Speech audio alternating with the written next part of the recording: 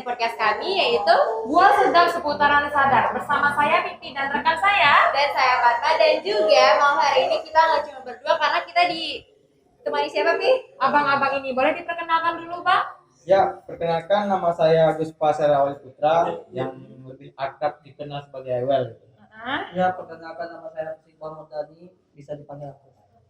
Gimana nih kabar abang-abang semuanya nih? Apakah sehat? Alhamdulillah sehat, tetap sadar. Alhamdulillah. Kalau boleh tahu nih, kenapa abang-abang menjatuhkan hatinya kepada Sadar? Boleh diceritakan sedikit, Bang? Boleh. Ini karena kami menjatuhkan hati ke beliau, ke pasangan Sadar ini, mungkin dikarenakan kita untuk kabupaten kita ini membutuhkan sosok pemimpin yang melakukan perubahan gitu ya. Dan beberapa programnya itu sedikit membantu untuk tim milenial kita gitu kan, dari pemuda baik dari kalangan anak-anak pendidikan gitu ya kan Bes. Kalau saya sendiri memilih sadar karena program yang diberikan oleh Bapak Said Abu Bakar Saegaf itu sangat baik untuk masyarakat Kabupaten Siak, karena Bapak Said Abu Bakar Saegaf itu memberikan program-program yang mementingkan masyarakatnya. Dengar-dengar kabar dan banyak sekali di medsos itu kalau misalnya barisan milenial dari pasangan Sadar ini sangat-sangat disorot. Jadi kami penasaran banget nih, kira-kira posisi abang berdua ini sebagai apa? Kayaknya ada yang leader atau ada yang foundernya. Kira-kira bisa dijelaskan? Dari saya sendiri itu mungkin dari tim senior mempercayai saya sebagai pembentuk dan penggerak tim milenial ini, dan alhamdulillah saya lakukan itu semua itu sebagai pembentuk dan penggerak tim milenial. Baiklah, terima kasih. Saya di sini sebagai koordinator milenial Kecamatan Mempura.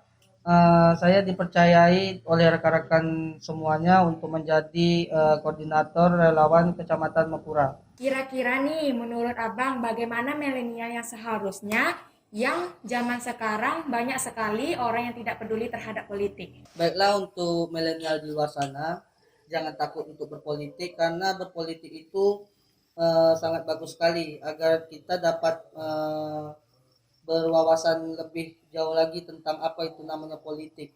Jadi kita di situ dapat belajar, oh ya seperti apa politik itu, seperti apa kegiatan di dalamnya.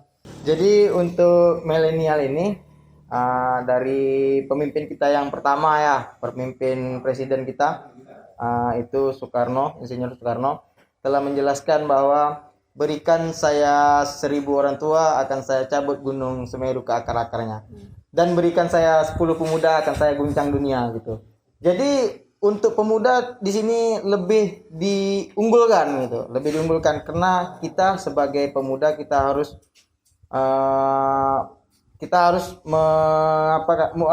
harus tahu tentang politik, apa itu politik, dan mungkin dari kawan-kawan yang pemuda milenial, mudah-mudahan kedepannya bisa memimpin negeri ini gitu. Jadi untuk pemuda atau untuk tim milenial jangan takut untuk berpolitik gitu, Keren. Bisa Ya. diulang quotes-nya tadi, Bang? 10.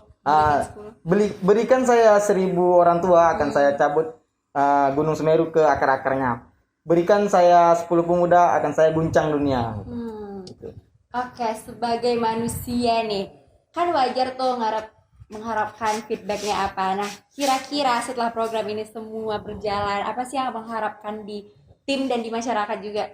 Baiklah, seandainya nanti Bapak menjadi bupati dan Ibu Reni menjadi wakil bupati, saya ingin Kabupaten Siak ini lebih bermarwah, lebih baik, lebih aman, lebih sejahtera untuk masyarakatnya sendiri. Karena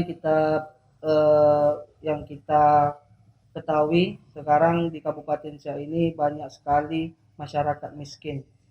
Insya Allah kalau Bapak Said Abu Bakar menjadi bupati dan Ibu Reni menjadi wakil bupati, insya Allah Siak akan menjadi sejahtera. Boleh diceritakan sedikit nih, Bang, apa saja sih program yang sudah abang laksanakan?